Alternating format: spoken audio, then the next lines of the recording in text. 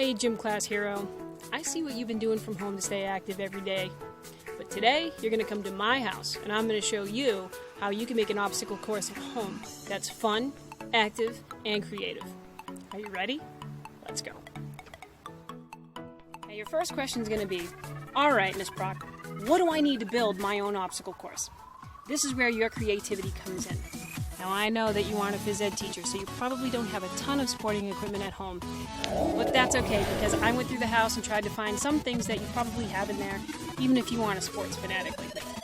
Now, if you are going to use your skateboards and your bikes because you enjoy playing on that stuff like me, you're obviously going to have safety equipment. So that means if you are going to find your rollerblades to go do a quick-paced type of obstacle course or a skateboard, you should probably at the very least have a helmet just in case. If you have wrist guards and knee guards, better to you. If you're just going to do your own obstacle course on foot, well, let's add some weightlifting into your routine so that you can make it more active. If you don't have mini weights laying around the house like these that somebody might have picked up at one time or another, you can always use things like a paint can as a weight. See if you can do a few reps with that, or maybe you have an empty water jug in there and you can fill it with a different amount of water to make it heavier or lighter based on your specific needs. So maybe you'll get to your obstacle course and the first thing that you need to do is 5 arm curls. Well, make sure that you have enough weight in your water jug to make it worth 15 reps. Then we have some sidewalk chalk. This one is really fun if you're going to do the street building part of the obstacle course. For me, I'm going to show you the one that I made a little bit, but drawing a street in there so that you can stay within a boundary and move around your driveway or quiet street is a lot of fun. You can also use the chalk to mark spots on the sidewalk where you might stop and go backwards, or maybe a red line means stop and do 5 jumping jacks.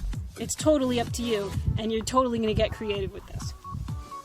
Maybe you have balls of different sorts that you can use during your obstacle course. Maybe during your obstacle course you need to bounce a ball 10 times. And that's going to get your fine skills moving. So something like that would be fun. But there's lots of different things that you can use to try to make this lots of fun. Now let's talk about some of the criteria that I'd like to have in your obstacle course at home.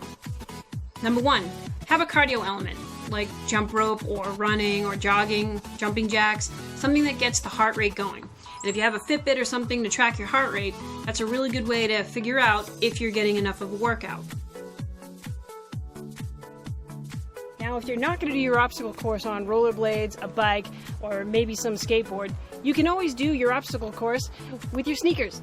So basically, you need to make sure that your heart rate is up. And by that, I mean maybe you're going to find a jump rope. Now, I didn't have a jump rope at home, but I did have a surf leash. So I'm going to use that as a cardio element of my obstacle course. Second criteria is the balance element. You could use a balance board, a skateboard, or a yoga pose. The third element of your obstacle course is going under an obstacle. I don't really care what it is, as long as you go under it. Hey, it's Ms. Proc showing you the under element for my obstacle course.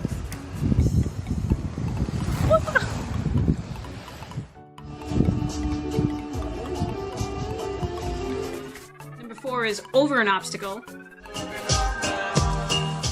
For the last 2 criteria, number 5 is having a change in direction in your obstacle course. So that could mean you go frontwards, backwards, sideways.